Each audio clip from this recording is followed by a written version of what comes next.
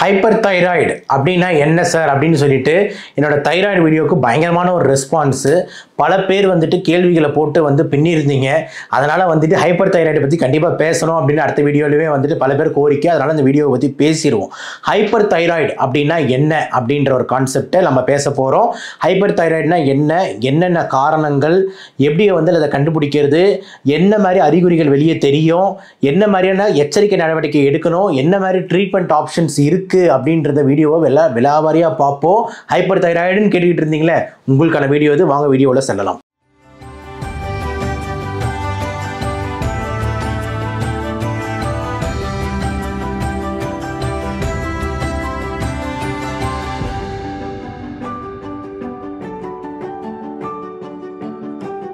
Thyroid அப்படின்னா என்னன்னு உங்களுக்குலாம் சொல்லியிருந்தீங்க. இங்கே இருக்கிற கிளாண்டு அது அதிகமாக சுரக்கலாம் இல்லை கம்மியாக சுரக்கலான்னு. ஸோ அதிகமாக சுரந்துச்சுன்னா அது பேர் தான் என்னது, ஹைப்பர் தைராய்டு. அப்போ தைராய்டு அந்த தைராக்சின் என்ற ஹார்மோனை அதிகமாக சுரக்குது அப்படின்னா அது ஹைப்பர் தைராய்டு. இதுதான் நீங்கள் கேட்ட டாபிக், அதை தான் நீங்கள் பேச போகிறோம். ரைட். இப்போ இந்த ஹைப்பர் தைராய்டு அப்படின்றவங்க அதிகமாக சுரக்குதுல சார், என்னென்ன காரணங்கள், ஏன் அது அதிகமாக சுரக்குது அப்படின்ற மாதிரி எடுத்துக்கிட்டோம்னா பல்வேறு முக்கியமான ஒரு 4-5 காரணங்கள் இருக்குது. அதில் ஃபஸ்ட்டு முக்கியமான காரணம் என்னன்னா, நம்ம உடம்போட எதிர்ப்பு சக்தி தைராய்டுக்கு அகெயின்ஸ்டாகவே போய் தைராய்டை போய் அட்டாக் பண்ணி அதனால் அந்த தைராய்டு குழம்பி போய் தைராய்டு ஓவராக கொட்ட ஆரம்பிக்குது. கொஞ்சம் லைட்டாக கமலஹாசன் சார் மாதிரி புரியாமல் இருக்கும், ஆனால் திருப்பி சொல்கிற கொஞ்சம் புரியும் பாருங்கள்.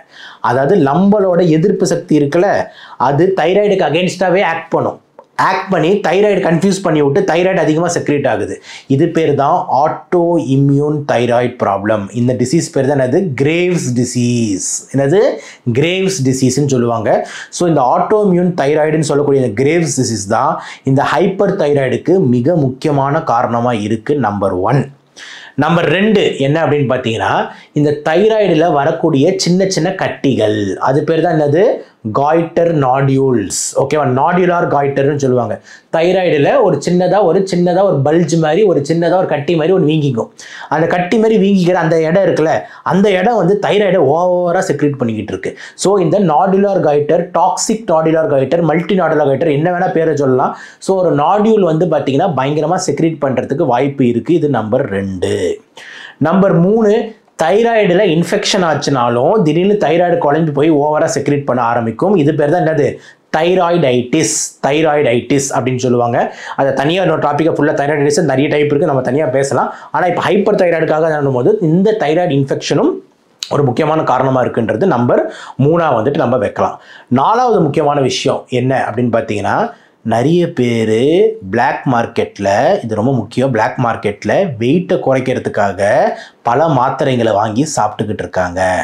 அதில் என்ன கலந்துருக்குன்னே தெரியாது. சும்மா பேரை மட்டும் எழுதியிருப்பான், ஃபேட் பர்னர் அப்படின்னு எழுதியிருப்பான். உங்கள் எடையை குறைக்கணுமா, இதை டெய்லி ஒன்று போடுங்க அப்படின்ற மாதிரி எழுதியிருப்பான். அதில் என்ன கெமிக்கல் இருக்குன்னு நிறைய பேர் தெரியாது. ஆனால் அதில் என்ன கலந்துருப்பாங்கன்னு பார்த்தீங்கன்னா, தைராக்சின் கலந்துறதுக்கான வாய்ப்பு அதிகமாக உள்ளது.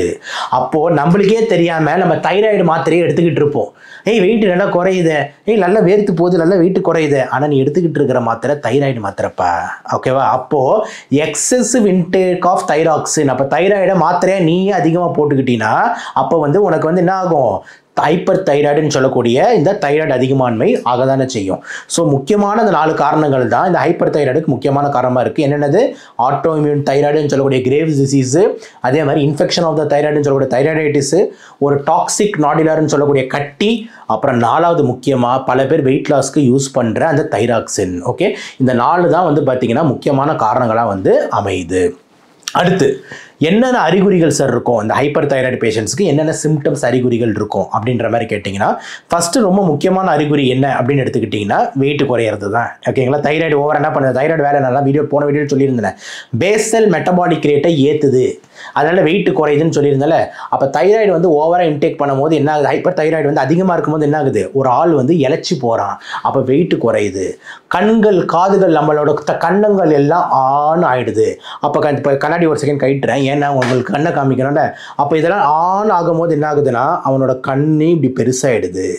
இப்படி பெருசாகும் போது அது பேர் தான் என்ன சொல்கிறோம் வந்துட்டு எக்ஸாஃப்தால்மஸ் அப்படின்னு சொல்லுவாங்க. அப்படின்னா என்னென்னா ப்ராப்டோசிஸ் அப்படின்னா என்னென்னா கண்ணு பெருசாகி இந்த மாதிரி நம்மளுக்கு பார்த்தாலே வந்துட்டு ஒரு பேய் லுக்கு கொடுக்குங்க, ஸ்கேரி லுக்கு கொடுக்கும்.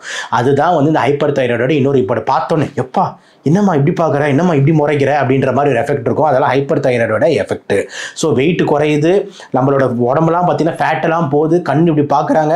இதை தாண்டி வந்து பார்த்தீங்கன்னா கை நடுக்கம், ஓகே, கை நடுக்கம் இருக்கும், பல்ஸ் ரேட் அதிகமாக இருக்கும், நெஞ்சு படன்னு அடிச்சுக்கிட்டு இருக்கும், வேர்த்து போகும். இது எல்லாமே தைராய்டு, ஹைப்பர் தைராய்டு அதிகமாக இருக்கிறதுக்கான முக்கியமான சிம்டம்ஸாக வந்து அமையுது. ரைட். என்ன சார் நான் எப்போ போய் டாக்டரை பார்க்கணும், என்ன டெஸ்ட் எடுக்கிறது அப்படின்ற ஒரு ஆங்கிள் எடுத்துக்கிட்டிங்கன்னா, கண்டிப்பாக நான் சொன்ன இந்த அறிகுறிகள் ஏதாவது உங்களுக்கு இருக்குது அப்படின்ற மாதிரி இருந்தால் கண்டிப்பாக போய் நீங்கள் டாக்டரை பார்க்கணும். அதில் மாற்று கருத்தே இல்லை. டாக்டர் உங்களுக்கு என்ன பண்ணுவார் அப்படின்ற மாதிரி பார்த்தீங்கன்னா, முதல்ல உங்களுக்கு தைராய்டு ஃபங்க்ஷன் டெஸ்ட், அந்த T3 T4 TSH எடுத்து ஆமாம் இது தைராய்டு தான் முதல்ல உறுதி செஞ்சிருவார். உறுதி செஞ்சதுக்கப்புறம் இந்த தைராய்டு கிளாண்டை ஸ்கேன் பண்ணி பார்ப்பாரு. இந்த தைராய்டு கிளாண்டு ஏன் இப்படி அதிகமாக செக்ரேட் பண்ணுது, ஏன் இப்படி அதிகமாக சுரக்குதுன்னு சொல்லிட்டு அந்த இடத்துல ஏதாவது நாடியூல் இருக்கா, இல்லைனா வந்து பார்த்தீங்கன்னா ஏதாவது கேன்சர் சேஞ்சஸ் இருக்கா, இல்லைனா இன்ஃபெக்ஷன் ஆயிருக்கா, இல்லைனா இல்லைனா அந்த ஆட்டோஇம்யூன் மாதிரி சொல்லக்கூடிய இந்த கிரேவ்ஸ் டிசீஸா அப்படின்ற மாதிரி எல்லா ஆங்கிள்லையும் வந்து செக் பண்ணி பார்ப்பாரு. செக் பண்ணி பார்த்துட்டு எதுன்னு கன்ஃபார்ம் ஆனதுக்கப்புறம் அதுக்கான ட்ரீட்மெண்ட் வந்து ஆரம்பிப்பார்.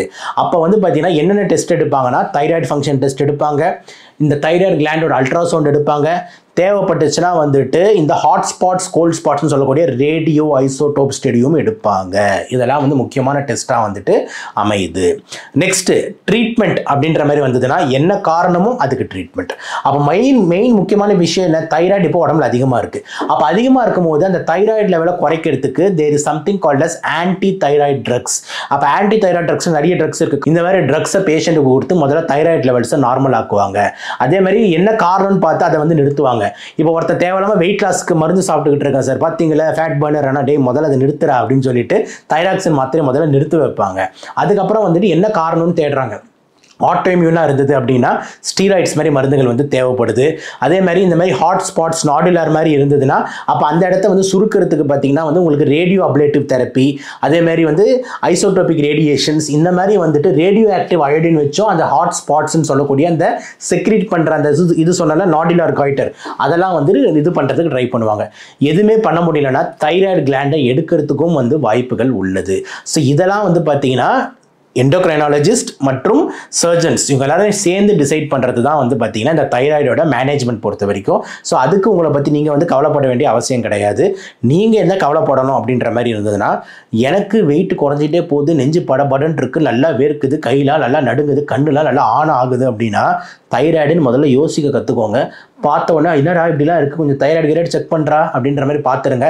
பார்க்கும் போது ஏதாவது கழுத்தில் ஏதாவது வீங்குறதா தைராய்டுன்னு யோசிங்க. அப்படின்னு யோசிச்சுட்டு முதல்ல போய் டாக்டரை போய் பார்த்துட்டு இந்த டெஸ்ட்லாம் பண்ணி என்ன சொல்கிறாரோ அதை ஃபாலோ பண்ணுங்கள். ஏன் அதை சொல்கிறேன்னா, நிறைய கேஸு இந்த மாதிரி தைராய்டுன்னு சொல்கிற ஒரு சிம்பிள் ப்ராப்ளமை கண்டுபிடிக்காமல் விட்டு உடம்பெல்லாம் போய் நெஞ்சு படபடன்னு ஆகி ஹார்ட்டுக்கு வந்து பார்த்திங்கன்னா ஏட்ரியல் ஃபிப்ரிலேஷன் அப்படின்னு சொல்லக்கூடிய ஒரு அரித்மியா வந்து பல பேர் இறந்துருக்காங்க. அதனால் வந்து இந்த ஹைப்பர் தைராய்டு வந்துட்டு இருக்கிற சிம்டம்ஸை அசால்ட்டாக விடாதீங்க.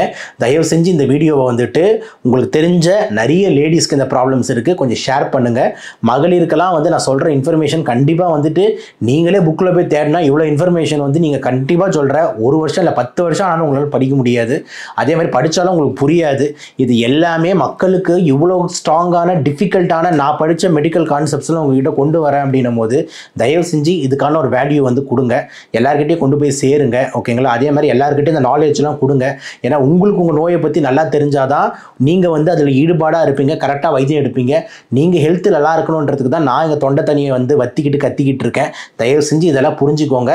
தயவு செஞ்சு இந்த வீடியோவை எல்லாருக்கும் ஷேர் பண்ணுங்கள். எல்லாரும் வந்து பார்க்கட்டும், அறிவை வந்து வளர்க்கட்டும். கண்டிப்பாக ஹைப்பர் தைராய்டாக நம்பலான்னு கேட்டால் நம்ம தான் ஜெயிப்போம். ஸ்ட்ராங்காக இருங்க.